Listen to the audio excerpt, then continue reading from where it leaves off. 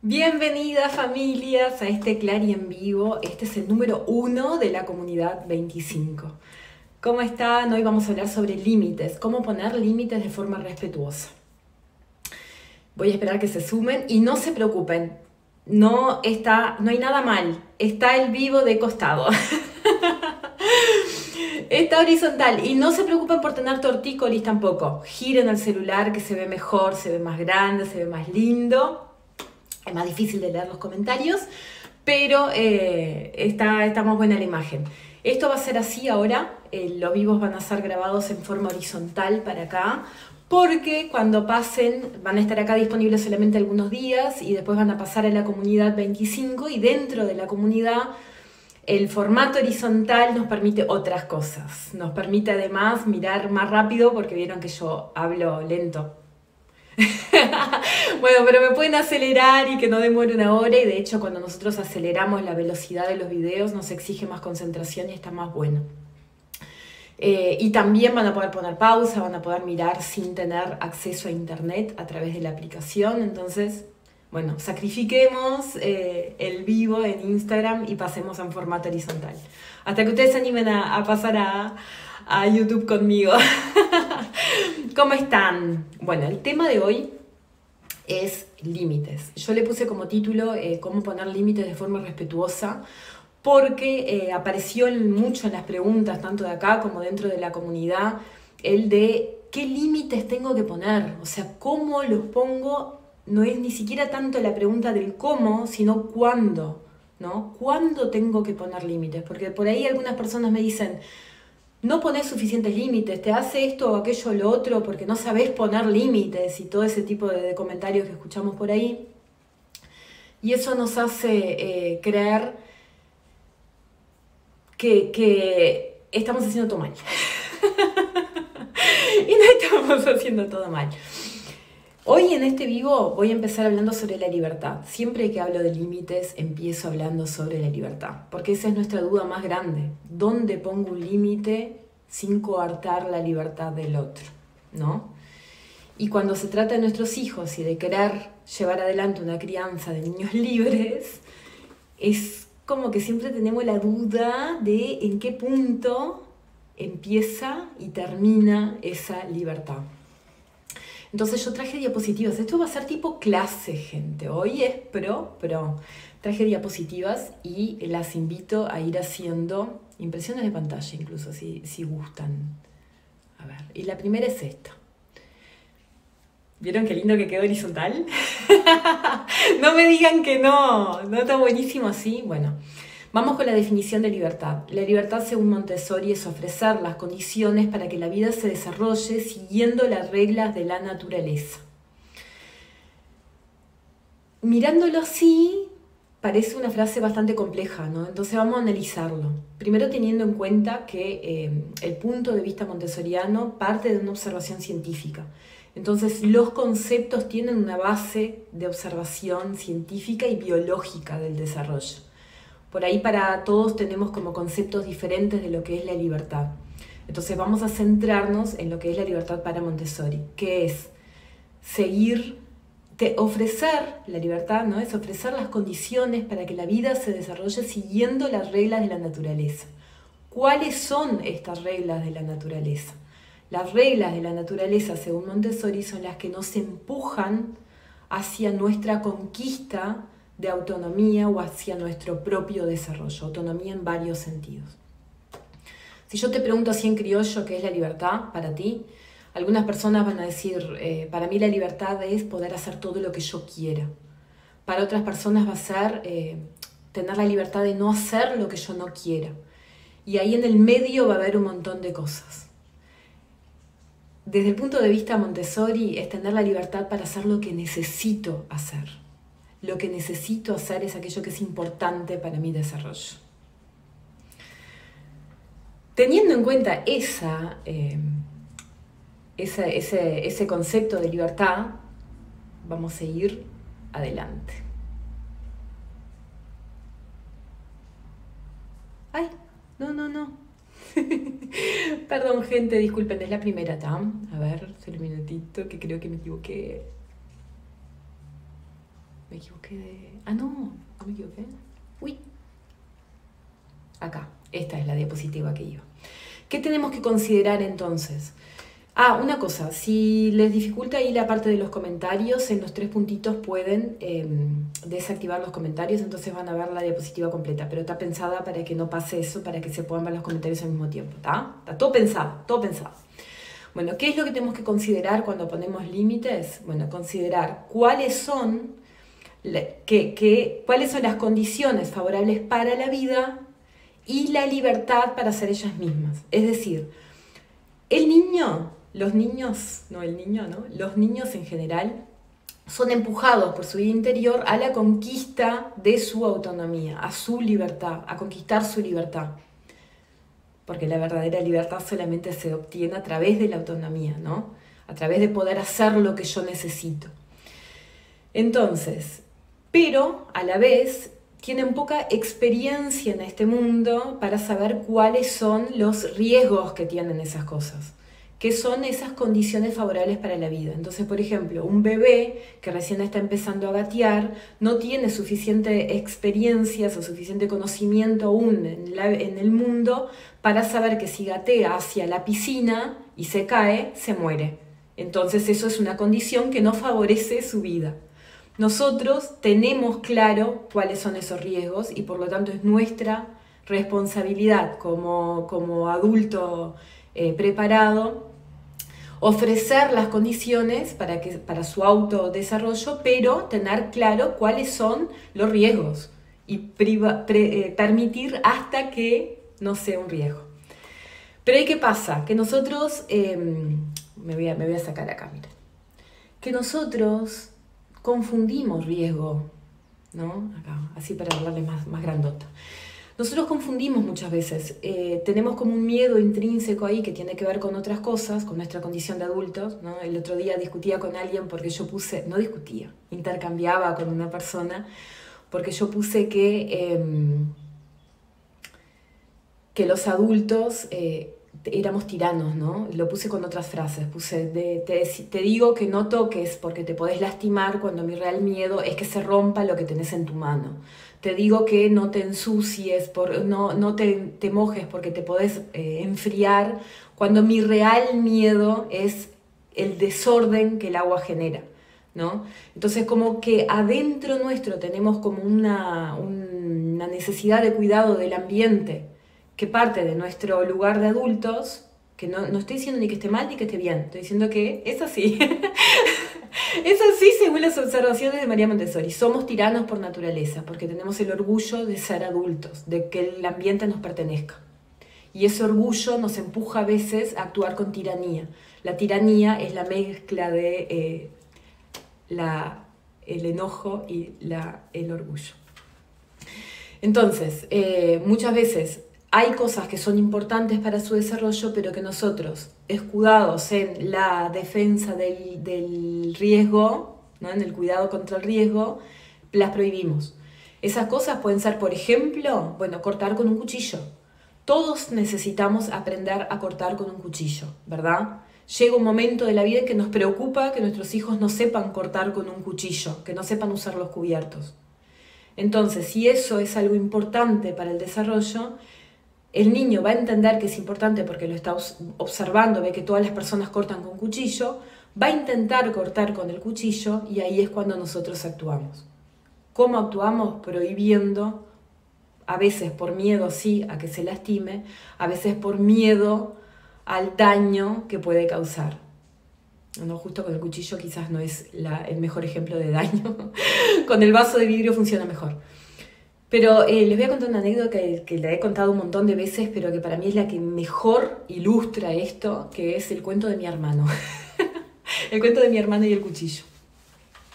Cuando mi hermano, mi mamá, en realidad, ella fue criada en el campo, es la mayor de 3 hermanos. Mi abuela trabajaba en el campo y mi mamá era la encargada de cuidar a sus hermanos. Era una niña, así como sus hermanos, o sea, la diferencia de edad de mi mamá, que es la hermana mayor, con sus 2 hermanos, es de 3 años, con la menor, 1 año y medio con el del medio y ella, o sea, era apenas más grande que sus hermanos y era la responsable por cuidarlos. tenía desde muy chiquita mucha responsabilidad, estaba mucho tiempo sola y desarrolló muchas capacidades, pero al mismo tiempo eso le generó como un sentimiento ahí de que cuando ella tuviera sus hijos, no quería que sus hijos pasaran trabajo, ¿no? Esa cosa de pasé tanto trabajo en mi vida que yo no quiero esto para ellos.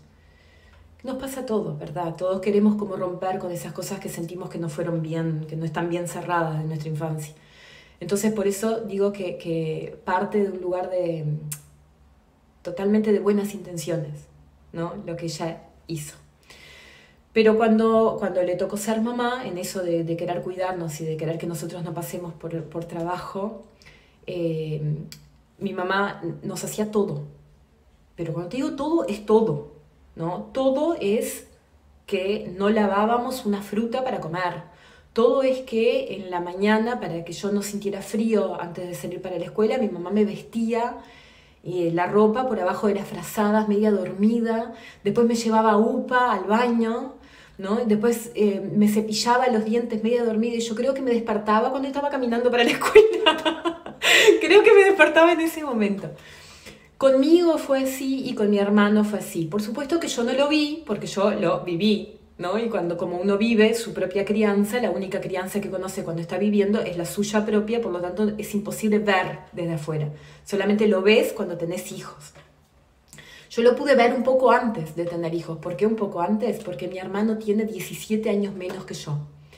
Y si bien cuando él nació yo me fui de casa porque me vine a estudiar a Montevideo, no estuve muy presente en su crianza más que de visita, cuando mi hermano cumplió 18, en realidad, y vino una vez a visitarme a casa, estaba en casa, yo vi cosas, ¿no?, de la crianza de mi hermano, como por ejemplo, bueno, que él jugaba mucho al PlayStation y mi madre le daba la comida como una cuchara de costado, porque quería que esté alimentado, y eso es lo que quiero resaltar, que no es que lo haga de mala intención, sino que lo hace, todo lo que hizo lo hizo pensando en que era lo mejor. Entonces le daba la comida de costado y él nunca fue muy consciente de lo que estaba comiendo, ¿no? Pero llegó a su vida adulta y a los 18 se vino a estudiar él a Montevideo. Vino a casa y yo estaba preparando, yo ya hacía 18 años que estaba en Montevideo, 17 años que estaba en Montevideo. Yo estaba preparando una tarta de manzana y le di un cuchillo y una manzana a mi hermano así en la mano y le pedí que por favor me la pelara, porque la quería cortar para poner arriba en la tarta. Y mi hermano agarró la manzana, agarró el cuchillo, miró y me dijo, ¿y cómo hago? Y ahí caí que mi hermano nunca había pelado una fruta, con 18 años. Nunca había pelado una fruta. Y es probable que yo hasta los 18 años nunca haya pelado una fruta tampoco y no haya sido consciente de eso. Y eso que mi mamá hizo, que fue como una protección, que lo hizo para que comiéramos fruta, porque lo hacía fácil, la dejaba peladita y cortadita, entonces era fácil de comer y de esa forma se aseguraba que nosotros comíamos manzana, le quitó autonomía a mi hermano, que a los 18 años no sabía pelar una fruta. Y eso es importante para la vida, gente. Es importante para la vida. En ese momento de su vida, él necesitaba que alguien más lo hiciera por él. Y eso es duro, ¿no? Entonces, cuando nosotros ponemos demasiados límites, cuando nosotros evitamos, nos transformamos como en esa pared que limita el desarrollo, como por ejemplo no dejarte probar cortar una fruta con un cuchillo por miedo a que te lastimes, o porque despedazás la fruta y termina la mitad tirada, porque al pelar en realidad la cáscara no la sacaría bien, entonces perdería la mitad de la manzana, lo que sea, que a veces decimos, no, deja que yo lo hago, es un límite al desarrollo, un límite al desarrollo, un límite a la conquista de la autonomía y un límite a la libertad de esa persona. Entonces, ¿cuál es? Bueno, muchas gracias, Mónica, por la insignia. ¿Cuál es nuestro rol como adultos? Nuestro rol como adultos es liberar al niño de los obstáculos para que pueda realizar las acciones importantes para su desarrollo. Ahora, ¿yo cómo sé, Clary, cuáles son los obstáculos? No tengo idea de cuáles son los obstáculos. Los obstáculos, por increíble que parezca y por malo que suene esto que te voy a decir, somos nosotros mismos. Y los ponemos de 3 formas diferentes. ¿Por qué te digo que somos nosotros mismos? Voy a dejar de compartir acá. María Montessori se dio cuenta de que el niño era guiado por un guía interior, ¿no? Por una fuerza interior que lo empuja hacia su propio desarrollo. Y eso es uno de los conceptos básicos así del método, que es la autoeducación. Entonces, cuando hay autoeducación significa que yo mismo me educo a mí mismo, guiado por ese guía interior que me empuja a hacer determinadas cosas. Yo, cuando creo que soy la responsable por la educación del niño, que soy, pero cuando creo que soy yo la que estoy rellenando al niño con conocimiento, parto de la idea de que no es él que se autoconstruye, sino que soy yo la que lo construyo. Y ahí es donde está el principal error. ¿Por qué es el principal error? Porque nosotros somos observadores externos. Nosotros solo vemos lo que el niño está haciendo desde nuestra mirada, que a veces es completamente diferente a lo que el niño está haciendo o está viviendo. Y ahora les voy a mostrar cómo. Les voy a mostrar cuáles son esas interrupciones. Y tengo diapositivas, por supuesto que tengo diapositivas acá. Los obstáculos que nosotros ponemos básicamente son 3. Prohibiciones, interrupciones y ayuda innecesaria. Y los voy a explicar a los 3. Las prohibiciones es algo bastante sencillo de visualizar, ¿no? Cuando yo te digo que no podés hacer algo y que tu guía interior te está empujando a hacerlo. Ejemplo clásico y que todas pasamos por ahí, a menos que tengas un bebé que aún no gatee, es subir escaleras. Subir escaleras es algo importante. Ya sabemos, todos necesitamos subir escaleras en la vida, ¿no? De hecho, cuando no podemos subir escaleras por algún impedimento físico, es una limitante muy, muy importante de accesibilidad al mundo. El mundo no está hecho lamentablemente, no está hecho para todos. Está hecho para algunos, para las mayorías. Y las mayorías suben escaleras. Cuando un niño tiene mucho interés en subir la escalera, que es cuando empieza a gatear y a trepar, y que ve que nosotros subimos todo el tiempo, ¿no? Subimos y accedemos a otros lugares, y entonces ve que eso es importante, intenta subir, ahí es cuando nosotros nos transformamos en obstáculos. Porque tenemos miedo que se caiga, porque tenemos miedo que lo haga cuando no estamos mirando, porque tenemos miedo que llegue al piso de arriba y entonces acceda a cosas que no puede tocar, lo que sea, porque tenemos miedo. Y empezamos a prohibir. Y es casi imposible prohibir a un niño de subir escaleras. Ya lo vivieron. Las que lo vivieron, me cuentan acá a ver si les pasó, ¿no? ¿Cómo borrás los comentarios? Apretás los 3 puntitos que están al lado donde dice comentar y pones desactivar comentarios. En la gente que lo va a ver esto grabado no quedan los comentarios. Bueno, cuando empiezas a querer subir la escalera, a nosotros nos da mucho miedo porque sentimos que todavía no es momento, que todavía es chiquito, que todavía no puede subir. Entonces, ¿qué hacemos? Ponemos barreras. Y como el niño en realidad es empujado por su guía interior, que es mucho más fuerte que nosotros y que lo empuja a que suba la escalera, va a intentar burlar cualquier obstáculo que nosotros pongamos. Empiezan a saltar la puertita que ponemos para que no pasen la escalera, empieza a llegar a la casa de personas, de otras personas, ve que hay escaleras y sube, empieza a buscar en el ambiente oportunidades para cubrir esa necesidad que tiene, porque la necesidad va a seguir existiendo aunque la prohíbas. ¿Y cuál es la diferencia? Que cuando lo haga, nosotros quizás no lo estemos viendo. Entonces esos accidentes de que cae de la escalera, de que se lastima, de que no sé qué, ¿cuándo pasan? Cuando no estoy viendo. ¿Y por qué no estoy viendo? Porque confío más en la barrera que en su empuje. Y eso es un error enorme. Porque el guía interior es mucho más fuerte que nosotros. Por suerte, amén, es más fuerte que nosotros, porque si no sería mucho peor los daños a la conquista de la autonomía que podemos hacer. Las prohibiciones que prohíben algo que es importante para el desarrollo son prohibiciones innecesarias. Por supuesto que hay prohibiciones necesarias y vamos a hablar de ellas también y que son esos límites que tenemos que poner, ¿tá? El segundo obstáculo que ponemos son las interrupciones. Y acá les voy a contar otro cuento típico de mi familia, que lo uso siempre, pero que también es el mejor. Ya pasó hace años, ahora ya hace como 2 años que esto pasó, más 3 años capaz. Juli, como la gran mayoría de ustedes sabe, tiene dificultades motrices en su lado izquierdo, ¿no? Tiene mucha dificultad y le cuesta mucho tener conciencia del lado izquierdo de su cuerpo. Entonces, en el caso de Juli, no es que simplemente le cuesta mover la mano, entonces intenta mover y la mueve, sino que su cerebro anula la existencia de la mano, o sea, es como si no existiera, entonces ella ni siquiera lo intenta, sino está absolutamente consciente de que tiene que hacerlo. Digamos que si va a agarrar algo, jamás se le va a ocurrir agarrar con la mano izquierda, aunque lo tenga más cerca de la izquierda. Gira y agarra con la derecha. La única forma de que esté obligada a usar las dos es hacer cosas que te exija las dos manos.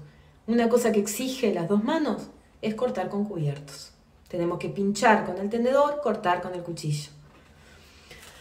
Cuando Juli empezó a intentar hacer esto, porque el guía interior te empuja y no tiene idea de tu condición física, ¿no? O sea, el límite físico no existe, los niños lo intentan porque no saben que no pueden. Entonces empezó a intentar cortar con cubiertos y le daba mucho trabajo, pero ella lo estaba logrando, ¿no? Ella iba cortando así de a poquito. Y un día estábamos en la casa de los abuelos y ella estaba muy, muy, muy concentrada tratando de cortar. Entonces pinchaba y le daba y trataba, ¿no? Y estaba tan concentrada que eso fue como, todos los otros adultos que estábamos en la mesa como que quedamos así mirando eso que estaba haciendo, como maravillados, ¿no? Entonces estábamos todos mirando y ella, dale, y en una logró cortar, y cuando logró cortar y levantó el tenedor así con, creo que era un pedazo de milanesa de pescado, miren, porque era algo blandito, me acuerdo. Cuando logró levantar, mi suegra, que estaba emocionada mirando eso, fue y le gritó, ¡muy bien! Pero así como que le salió toda la emoción de adentro, ¿no? Con toda la buena intención del mundo de felicitarla. Pero Juli, que estaba concentrada y que ya había silencio porque todo el mundo estaba mirando, hizo así, pegó un salto, saltó la comida del tenedor, se cayó, no pudo comer, se angustió, por supuesto, porque del susto y de que le voló la comida y que no pudo terminar su trabajo, se angustió y dejó de comer, no quiso comer más. Entonces, ese trabajo que para mi suegra había terminado, que fue el momento en que ella logró cortar, porque mi suegra lo que estaba viendo era la dificultad para cortar, entonces cuando logró cortar, terminó, momento de felicitar, muy bien. En realidad era un trabajo que seguía, porque Juli no estaba cortando la carne, estaba aprendiendo a cortar, y aprender a cortar significa que lo voy a tener que repetir muchas veces, que voy a tener que perfeccionar, que voy a tener que practicar, que voy a tener que comer la milanesa en el medio y volver a cortar y volver a cortar y volver a cortar. Entonces nosotros siempre interrumpimos cuando creemos que el trabajo termina y el trabajo del niño no está en el fin, está en el proceso, está en el aprendizaje. El otro día puse un video de Coti poniéndose unas sandalias con velcro, ¿no? Y el video estaba buenísimo, no lo traje para traerlo ahora, pero si no lo veo en historias ahora después lo pongo. Estaba buenísimo porque se pone el velcro, inmediatamente después que se pone la sandalia se la vuelve a sacar, para volver a poner. Entonces, alguien ahí me había mandado un mensaje y dice, ay, qué horrible, ¿cómo te aguantas para no interrumpir? Porque si estás apurada, terminó de ponerse la sandalia, vámonos, ¿no? Es como que terminó el trabajo. Y claro, y es eso, ¿no? Cómo nosotros vemos que el trabajo termina cuando llega a objetivo, que es el cerebro del adulto. Trabajamos para llegar a un objetivo, para terminar un ciclo. Cuando el niño trabaja para aprender, entonces trabaja en el proceso, en el durante. Y por eso cuando termina de hacer algo inmediatamente lo repite, porque sigue aprendiendo. Cuando nosotros decimos muy bien, cuando nosotros decimos, ¿qué hiciste? A ver, mostrame, contame, ay, te pusiste tal cosa, lograste tal cosa. Cuando estamos todo el tiempo hablando, estamos constantemente interrumpiendo su trabajo. Ahora imagínense que ustedes estén intentando terminar, no sé, de escribir un informe y que todo el tiempo en el medio de ese informe alguien te esté hablando. Y esas son las interrupciones. Y el tercer obstáculo que es el que más nos cuesta, porque el tercer obstáculo tiene un límite muy fino, son las ayudas innecesarias. ¿Qué son las ayudas innecesarias? Es cuando nosotros terminamos los trabajos, ¿no? Por ejemplo, vemos a un niño que está tratando de abrir una botella y le decimos, vení que yo te ayudo, y abro la botella y se la doy. Cuando lo vemos tratando de mover una silla de un lado a otro y le decimos, ay, mi amor, eso es muy pesado, vení que yo te ayudo, y llevamos la silla. Cuando se está tratando de poner los zapatos y decimos, vení que yo te voy a ayudar a ponerte los zapatos, y se lo calzamos. ¿Qué pasa cuando nosotros hacemos eso? Nosotros ayudamos a culminar un trabajo que no es el que el niño está haciendo, como el ejemplo de la interrupción. Porque yo te ayudo a cargar la silla, porque para mí el trabajo está en dejar la silla en un lugar. Pero para el niño el trabajo era cargar la silla, entonces yo no lo ayudé, yo evité que lo hiciera. Yo puse una barrera y evité que culminara su trabajo. Por supuesto, no todas las ayudas son innecesarias. Hay veces que necesitan nuestra ayuda, de hecho hay veces que nos la piden. Pero ¿qué pasa? ¿Cómo sé si una ayuda es necesaria o innecesaria, ¿no? La que es innecesaria es la que yo ayudo cuando el niño cree que lo puede hacer solo, sin importar el tiempo que le lleve y cuán lento progrese. Entonces, por ejemplo, en el video este que les contaba de Coti, él se estaba poniendo la sandalia. En ningún momento ni siquiera me miró. Para él estaba trabajando como Julia cortando, ¿no? Él estaba trabajando en ponerse la sandalia. Iba lento según mi percepción del tiempo que tenía que salir. Pero según su tiempo iba, en el tiempo que necesitaba, iba progresando. Entonces, él creía, si se la ponía o si no se la ponía, no era el problema. Pero él creía poder hacerlo solo, sin ayuda. Si un niño cree poder hacer solo, cualquier interrupción es innecesaria. ¿Tá? Nunca interrumpas, y esta es una frase montessoriana, nunca interrumpas a un niño en algo que él cree poder hacerlo solo. ¿Cuáles son las ayudas necesarias? Bueno, vamos con el mismo ejemplo. Por ejemplo, quizás Coti se estaba poniendo una sandalia que era con velcro, ¿no? Pero quizás no era una sandalia con velcro y estaba tratando de ponerse un champión que tenía los cordones atados, porque la última vez que se lo sacó así nomás y quedó atado. Entonces ponerse ese champión con los cordones atados no iba a lograr. O iba a intentar, mientras él cree que puede, yo no interrumpo, pero iba a llegar un momento en que empieza la frustración. Me voy a poner grandota acá. Ay, muchas gracias. Muchas gracias. Acá, me voy a poner acá grandota para contarles algo. Cuando todavía cree que puede, está concentrado y está como enfrascado, ¿no? Como metido en eso y tratando de hacerlo. Pero llega un momento en que te empezás a frustrar, porque empezás a creer que no podés. Cuando cree que no puede es porque la dificultad es tan alta que está llegando como a la frustración, que eso nos pasa a todos, ¿no? Cuando agarra el zapato y lo tiran, tipo, no quiero más, ya fue. O cuando están tratando de abrir una botella y empezás a sentir que empieza como a crecer el enojo, ¿no? Hasta que en un momento te tira la botella por la cabeza. Bueno, y lloran. Cuando lloran ya es tarde.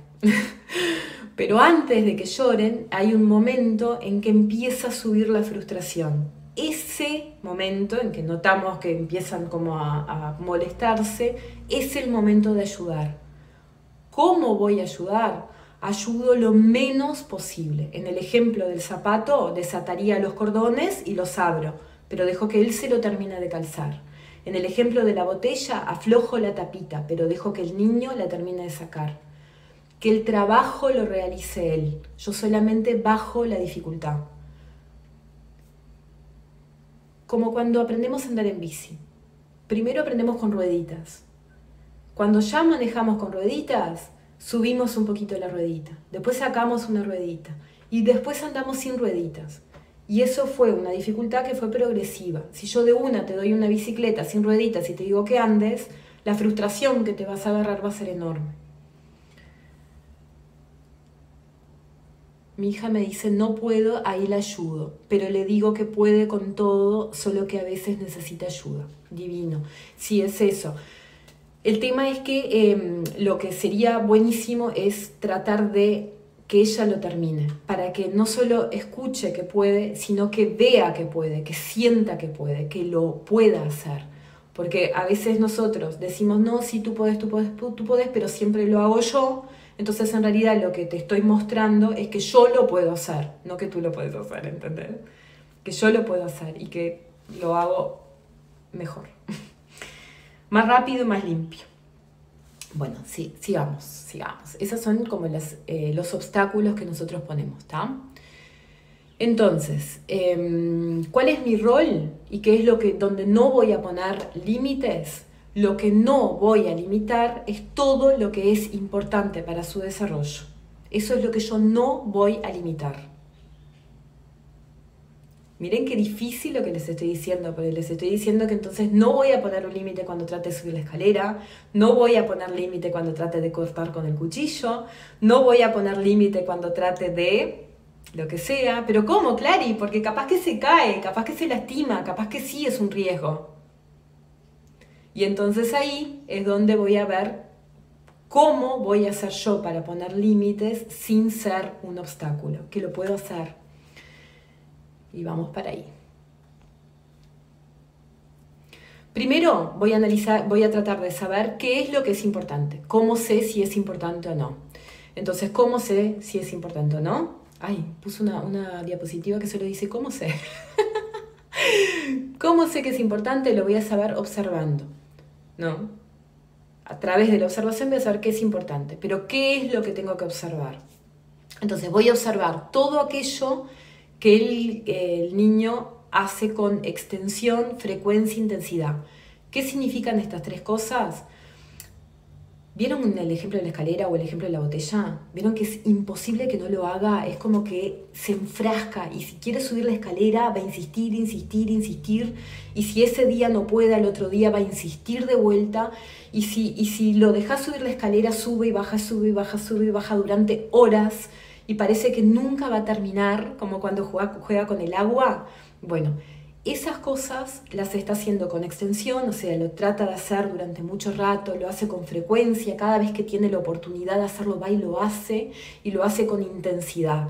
Lo hace sin parar, parece que la energía nunca se termina, parece que nunca se terminan las ganas. Pero ¿qué pasa?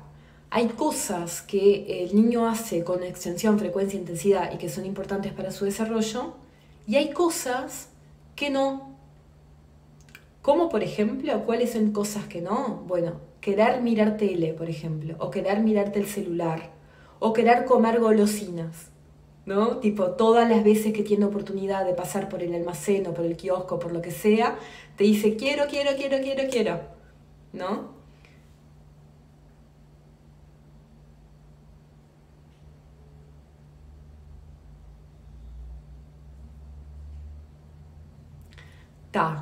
Analía, ahora te cuento eso, ahí leí tu pregunta, ahora te lo cuento. Y vamos a eso, vamos a llegar ahí, porque te voy a mostrar, voy a aprovechar tu ejemplo para contar cuál es el límite ahí, ¿no? Que le tira voy a contarlo porque después no lo van a poder leer, que le tira los pelos al perro, tiene 18 meses. Cuando intenta algo con extensión, con frecuencia y con intensidad es porque el niño considera que es importante, pero hay cosas que va a hacer con extensión, frecuencia e intensidad y que son positivas para su desarrollo y hay cosas que no, como el ejemplo de la tele o de las golosinas o de comer determinada cosa, ¿tá? Entonces, ¿cómo voy a saber yo si es algo bueno o no es algo bueno? Si, en definitiva, lo está haciendo con intensidad, es observando. ¿Cuándo observo? Observo antes, es decir, con qué intensidad lo pide y en qué situación, ¿no? Si es que se encuentra con la oportunidad, por ejemplo, está enfrascado en subir las escaleras, entonces cada vez que se encuentra con una escalera, trata de subirla, ¿no? O si es algo que le está provocando ansiedad, como por ejemplo la tele, cuando no está la tele prendida o no estamos en casa y está en la placita jugando y te pide para volver a casa porque en casa quiere prender los dibujitos. ¿Cuántas veces les pasó esto? Y lo digo en serio, porque a mí también me pasó. No estoy diciendo que haya zafado de esto y voy a hacer otro vivo sobre este tema. Pero a mí también me pasó de que no quisiera jugar o que no quisiera compartir con otros niños o que no quisiera estar en el ambientes exteriores que cualquier niño quisiera estar por estar en casa mirando tele. ¿Qué más voy a observar? Voy a observar durante. María Montessori hablaba mucho del uso inteligente de las manos, ¿no? Entonces decía que la concentración estaba directamente ligada al trabajo de las manos. Cuando nosotros estamos usando nuestras manos, por ejemplo, no sé, para coser y tenemos que enhebrar una aguja y tenemos que pasar el hilo por el agujerito y tenemos que dar las puntadas y tenemos que tener cuidado. Cuando nosotros estamos cortando con cuchillo y tenedor, nuestras manos están ligadas a nuestra conciencia y estamos trabajando con las manos. Y eso nos conecta con la concentración. Entonces está como enfrascado, conectado con el trabajo inteligente. Cuando nosotros estamos, por ejemplo, mirando tele, desconecta nuestro cuerpo de nuestra mente, ¿no? Entonces el cuerpo está quieto, pero la mente va a 1.000.000 por hora. Entonces durante quizás me dé la sensación de que hay concentración. Pero ¿cómo sé si hubo concentración o no? Porque cuando termina el trabajo, que es esta observación que voy a hacer después, ahí, en ese punto, es cuando realmente ves si lo que estaba sucediendo era concentración o no. Miren qué fuerte esto que les voy a decir. Ahora te digo, Valen, voy a usar eso también. Buenísima tu pregunta. Pará. Cuando un niño se concentra en un trabajo y lo culmina, o sea, cuando logra hacer todo el ciclo, ¿no? Repetir las veces que necesita y deja lo que estaba haciendo, está energizado, revigorado, se siente, es como esa energía pero en calma, ¿no? Es un niño que se ve feliz. María Montessori decía que el niño que se concentra es inmensamente feliz, y es así. Cuando terminan, piensen en esto, cuando termina de pasar agua de un tachito a otro y yo no lo interrumpí, lo dejé ir hasta el final y cuando terminó, simplemente lo deja y se va a hacer otra cosa y es un niño tranquilo, es un niño que sigue la vida, sigue en paz y va a buscar otra actividad. Cuando yo interrumpo algo, o mejor dicho, cuando la tele se apaga, ese niño en realidad explota, ¿no? O explota porque viene un berrinche o entendió que es el final, pero inmediatamente después necesita moverse. Acá en casa, por ejemplo, Juli, que a veces mira películas cuando llueve, inmediatamente que termina la película lo que hace es armar un circuito para saltar y trepar y saltar los almohadones y correr. Es como si todo el tiempo que estuvo el cuerpo quieto necesitara recuperar. ¡Ay! ¿Viste? Los 5 pisos de la casa, ¡wow! Ahí está. ¿Vieron que se puede? Pueden, sí. Entonces, cuando yo observo después y veo que eso que estuvo haciendo le generó felicidad a través de la concentración, entonces esa actividad, eso fue importante para su desarrollo. Eso que estuvo enfrascado, que estuvo tratando de repetir, que lo repitió 200 millones de veces, que yo pensé que nunca iba a terminar, cuando lo termina, lo llena de energía. Cuando el otro, cuando estuvo ahí, pero lo que pasó fue que al terminar, ese niño terminó sobregirado, terminó como sobreestimulado, bueno, eso es lo que no es necesario para su desarrollo. ¿Tá? Esa es la forma en la que voy a saber qué hacer. Y ahora vamos a hablar de los límites. Entonces, ¿cuáles van a ser los límites? Yo ya sé qué cosas son importantes, sé cómo observar lo que necesite y lo que no necesite. Entonces voy a dejar de poner límites en las cosas que sí son necesarias para su desarrollo. Pero hay cosas en las que voy a necesitar poner límites. ¿Cuáles son esas cosas? 3 reglas básicas.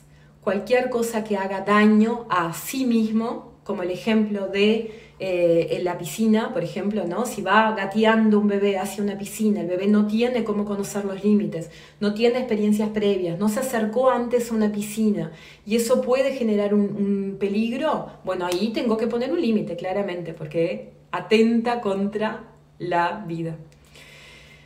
Cuando hace daño a otros, por ejemplo, dos hermanos que se están pegando. Eso fue una pregunta que me saltó mucho, tipo, Clary, ¿qué hago? ¿Cómo pongo un límite cuando se golpean? Cuando se golpean a sí mismos, ¿no? Y cuando golpean a otros.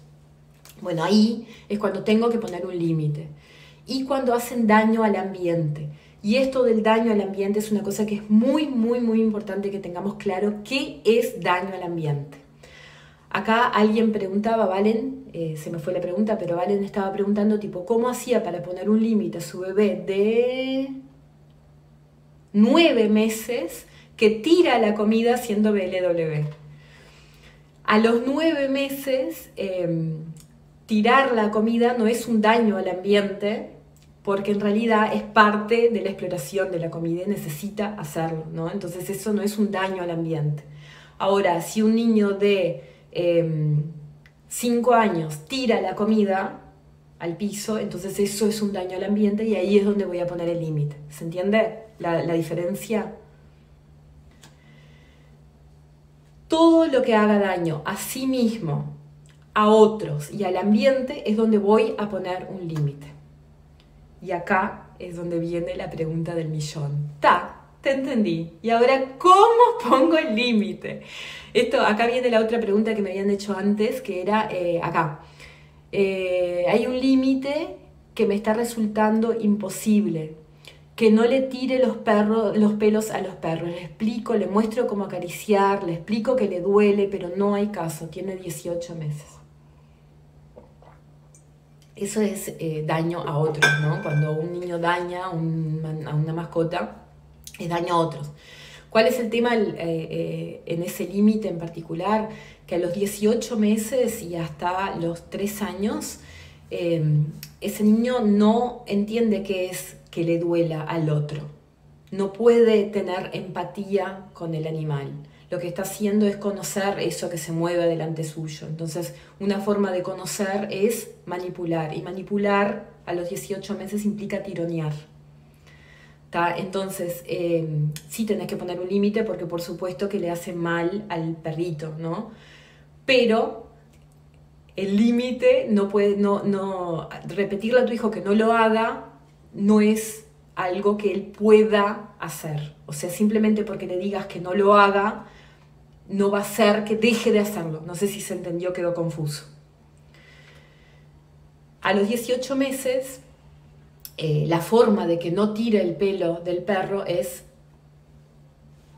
No les va a gustar lo que voy a decir. Voy a dejar de compartir acá un segundo. No les va a gustar lo que voy a decir, ¿está? Pero a los 18 meses es que no se acerque tanto al perro. El límite tiene que ser físico. Tenés que estar vos para mostrarle cada vez cómo tocar el perro, separarlos, tratar de que el perro tenga espacios de huida, ¿no? Que se pueda escapar y salir del ambiente si lo está lastimando. Pero la realidad es que por decirle no va a aprender.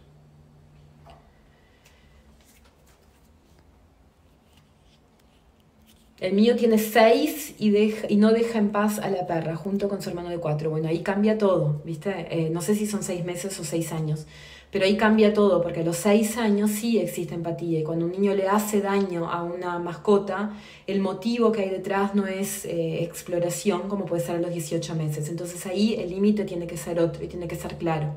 Pero más importante que poner el límite es entender la razón por la cual lo está haciendo. Porque que un niño tenga la necesidad de dañar a otro, ese comportamiento tiene detrás una necesidad insatisfecha, ¿entendés? Que hay que ver cuál es. ¿Está? Límite físico, exacto. Entonces, vamos con los límites. ¿Cómo pongo límites? El primer límite que voy a poner es un límite físico. Todos los límites físicos evitan que digamos que no todo el tiempo. ¿Cómo van a ser esos límites? Depende del niño, depende de la edad del niño, depende del interés que tenga, depende del ambiente que tenga.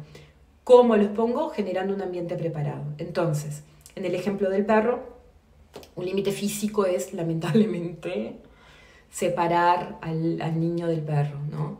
En esa edad. En el caso, alguien una vez me decía, le tengo que decir que no todo el tiempo a mi bebé de 9 meses porque todo el tiempo está agarrando cosas que no debe. Y yo me pregunto, ¿no es más fácil, en el caso de un bebé de 9 meses, no es más fácil sacarlas de su vista? O sea, si yo tengo un cajón lleno de cuchillos que está a la altura del bebé de 9 meses, es lógico que lo abra. Ahora, si yo ese cajón lo tengo más arriba, bueno, no tengo que estar diciendo que no, ni me tengo que preocupar porque el bebé no llega. Entonces, un límite físico evita muchísimos no. Les doy un ejemplo así también anecdótico de la familiar. Los portarretratos. No hay niño de 1 año, cuando empiezan a caminar 1 año y medio, 2, que no le atraiga mucho las fotos, ¿verdad? Porque las fotos hay representaciones de personas a las que conoce y está empezando a entender la abstracción, que la foto es de la persona. Entonces es muy importante para él ver esas fotos y tocarlas y va todo el tiempo ahí. En la casa de los abuelos, arriba de la mesa ratona, habían un montón de portarretratos. Dios, portarretratos, con esos vidrios finitos, esos portarretratos que caen en el piso y se despatifan todos, que vos decís, ¿por qué? ¿No? Entonces, hay 2 formas. ¿Tá? Una forma es pararme al lado de la mesa y decirle no, no, no, no, no, y va a estar todo el tiempo tratando de tocarlo porque es importante ver esa foto, ¿no? Y entender la abstracción y cómo es posible que esta persona que conozco está acá en esta foto y lo va a tratar de tocar y yo me puedo parar al lado y esperar infinitamente que mi hijo entienda el no, que un día va a pasar, un día va a abandonar, va a dejar de intentarlo, pero antes de que eso pase lo va a intentar muchas veces y va a intentar pasar por arriba mío, o sea, pasar por arriba mío en el buen sentido, ¿no? Tipo anularme, en el momento que yo mire para el costado va a agarrar un portarretrato. O la otra opción que tengo es agarrar los portarretratos y ponerlos arriba de un mueble en el momento que el niño está ahí. En mi casa, que es el ambiente donde vive ese niño, es casi que mi obligación que el ambiente sea preparado. O sea, yo en mi casa con un niño de 1 año, si no quiero que tire todos los portarretratos al piso, si realmente eso me molesta, tengo que sacarlos. Forma parte del ambiente preparado. En la casa de los abuelos, donde mis hijos no viven, por supuesto que ellos no tienen que sacar los portarretratos. Pero en el momento que entran mis hijos, lo que hago yo, que tengo claro qué es lo que va a pasar, es los agarro, los junto, los saco y cuando nos estamos por ir los vuelvo a poner y listo.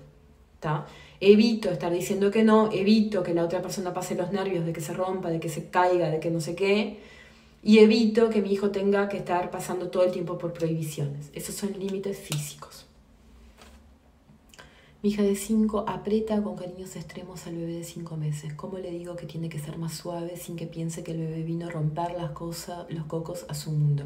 Así nomás, te agachás, la mirás a los ojos, a su altura y le decís, mi amor, el bebé es delicado y si lo apretás lo lastima. La forma de tocar al bebé es esta, con delicadeza. Eso. La creencia de que el bebé vino a romperle los cocos es generada por otras cosas, no por cómo tocar al bebé, ¿no? Puede ser porque quiera más tiempo. Bueno, sigo. Y acá viene, mira, en ese ejemplo de cómo le digo a mi hija, ¿no?, que no aprieta al bebé, viene la segunda forma de poner límites, que es interrumpir, redireccionar y dar opciones. Una pregunta que apareció mucho acá en el casillero era... ¿cómo pongo límites al chico que todo el tiempo interrumpa el grande, ¿no? El chico no lo deja jugar el grande. ¿Qué hago? Porque el grande se desespera. Acá me pasa eso. Julia entra como en su mundo de concentración y de rosca y Coti va y le agarra las cosas y entonces tipo, explota. Entonces, ¿cómo hago para poner un límite a Coti en ese caso? Bueno, interrumpo, o sea, no dejo que él accione, en ese caso, lo redirecciono, o sea, lo invito a hacer otra cosa y le doy opciones, porque quizás lo que está buscando Por ejemplo, si ella está armando un puzzle y a él le parece que eso es importante porque la ve armar puzzles todo el tiempo y quiere probar con un puzzle, le puedo ofrecer un puzzle que sea más adecuado a él, ¿no? Un puzzle para su edad. En el caso de la hermana mayor que aprieta al bebé y que entonces le está haciendo daño, que es daño a otro, ¿no? Lo que hago es interrumpir y decirle, bueno, no, la forma de acariciar al bebé es esta. Y le muestro cómo sí se hace. Interrumpo, redirecciono si es necesario, o sea, saco del ambiente si es necesario, dependiendo de la situación. Si se están peleando, por ejemplo, interrumpo, redirecciono a otra cosa y doy opciones que puedan hacer otra cosa que cubre esa necesidad que estaban tratando de cubrir en ese momento. Por eso es importante saber lo que hay detrás, ¿entendés? Porque a veces aprieta al bebé queriendo acariciar al bebé, pero a veces aprieta al bebé queriendo llamar tu atención, porque necesita tu atención y encontró que esa forma es una forma de que vos automáticamente le des atención. Entonces es importante ver cuál es la necesidad detrás de la acción. ¿Tá? La única forma de saber cuál es la necesidad es observando. Y la única forma de observar es estando presente en el momento presente. ¿Tá? Sacar las creencias. Y la última forma de poner límites es cuando no es posible, ¿no? Y tengo que usar el no. Bueno, cuando pueda voy a anticipar, por ejemplo, bueno, vamos a la casa de los abuelos, en la casa de los abuelos hay un sillón blanco, en mi casa pueden subir al sillón, porque a mí no me importa, porque tiene funda lavable, pero en la casa de los abuelos no se puede, entonces antes de llegar anticipo y digo, vamos a ir ahora a la casa de los abuelos, no podemos subir al sillón, recuerden que no se puede subir al sillón, si quieren trepar vamos afuera. Llegamos a la casa de los abuelos, va a subir al sillón, mi amor, necesitas trepar, ven y vamos conmigo a otro lugar, vamos afuera. No corto la necesidad, pero sí anticipo lo que va a pasar y doy opción. Y cuando no es posible anticipar, por ejemplo, no sé, Coti sale corriendo y llega a la esquina y no frena y va a cruzar. Entonces yo lo tengo que agarrar para impedir que pase. Probablemente se enoje, ¿no? Porque lo que quería era seguir corriendo y llore y se tira al piso porque quiere que yo lo suelte. Vamos a suponer, es una situación hipotética. Bueno, en ese caso lo único que puedo hacer es validar, decir, entiendo que te enojes, pero no puedo permitir que lo hagas. Y voy a validar, y voy a anticipar, y te voy a abrazar, y voy a estar contigo. Voy a entender por qué tú te enojes, pero no te lo voy a permitir. El límite es claro. ¿Tá? Los límites no son cosas malas. Los límites son guías. Si no tuviéramos límites todos en la vida, no podríamos vivir. Es necesario para organizarnos como sociedad. Así como el auto circula por la calle y no por cualquier lugar y su límite es la calle, saber cómo movernos en sociedad, saber cómo actuar en sociedad y tener límites es lo que nos permite vivir de forma libre. ¿Tá? De forma libre. Voy a dejar de compartir acá solo un minutito. Los límites son lo que nos da libertad. Parece que fueran cosas contrarias, pero son cosas complementarias. Si yo sé cómo tengo que actuar, entonces yo puedo moverme en ese ambiente. María Montessori habla de los niños en la iglesia, ¿no? Que en la iglesia, dentro de la iglesia, se necesita determinadas pautas de conducta. Cuando un niño entiende cómo se tiene que comportar dentro de la iglesia, tiene la libertad para moverse, ¿no? Antes de que entiendes como que tenemos todo el tiempo... Pero si tan solo caminara con delicadeza o caminara sin hacer ruido en ese ambiente donde no pueden hacer ruido, ponele, tiene entonces la libertad de moverse. Y en nuestra vida es así, ¿no? O sea, nos cuesta admitirlo, que los límites son lo que nos da libertad, pero son lo que nos muestra cómo nos podemos comportar o cómo podemos actuar. Por ejemplo, no sé, una situación de ahora, ¿no? Ahora sabemos que para entrar a un supermercado es importante usar el tapabocas. Bueno, si yo adhiero al límite de usar el tapabocas, que es la regla general ahora para entrar al supermercado, tengo la libertad para entrar. Si yo no supiera y me metiera y tratara de entrar así, bueno, me para un guardia en el camino, me dice que no puedo entrar, me sacan para afuera, me traen... ¿Se entiende? Estaría todo el tiempo siendo limitada por no entender cuáles son las reglas a las que necesito adherir para poder moverme en libertad. Y es eso, cuando somos chiquitos, cuando somos niños, sobre todo en los primeros 2 planos de desarrollo, entender cómo el mundo funciona y entender las reglas del mundo nos va a permitir después vivir en sociedad. Pero necesitamos experiencias. Yo no puedo saber que la piscina es peligrosa porque yo no tengo idea de lo que es la profundidad, no estuve dentro de una piscina, no sé cuál es mi altura, no sé qué pasa cuando me hundo, todavía no lo sé. Ahora, si yo entro con mi hijo a la piscina, le muestro cómo es el agua, le muestro cómo moverse dentro del agua, le muestro que puede usar flotadores, me acerco con él a la piscina y lo dejo tocar, si yo le genero experiencias para que pueda acumular información, va a ser capaz de medir riesgos y yo voy a poder confiar. Y esto pasa desde siempre. Miren, si yo cuando tengo un bebé que empieza a gatear, le permito moverse en libertad, le permito probar con su cuerpo, ese bebé quizás se cae. O mismo un bebé que se está... típico acá. Miren, les voy a contar una cosa que todas pasamos por ahí. Cuando yo dejo que un bebé se aprenda a sentar solo, él domina su cuerpo, va probando diferentes posturas hasta que se sienta. Cuando yo lo siento y le pongo almohadones, ese bebé trata de equilibrarse así, pero a veces se cae, no sabe cómo llegar a esa postura, ¿no? Entonces, no tiene cómo medir el riesgo. Como no tiene cómo medir el riesgo, en algún momento algunos bebés, estando sin almohadones, hacen así y se tiran para atrás y se golpean. No tenía experiencias previas para saber qué pasa cuando te golpeas. Cuando el niño solo se cae rolando, o intenta ponerse en 4 patas y se le zafa un brazo, o cae de poca altura antes de pararse, puede medir su cuerpo y puede medir el riesgo.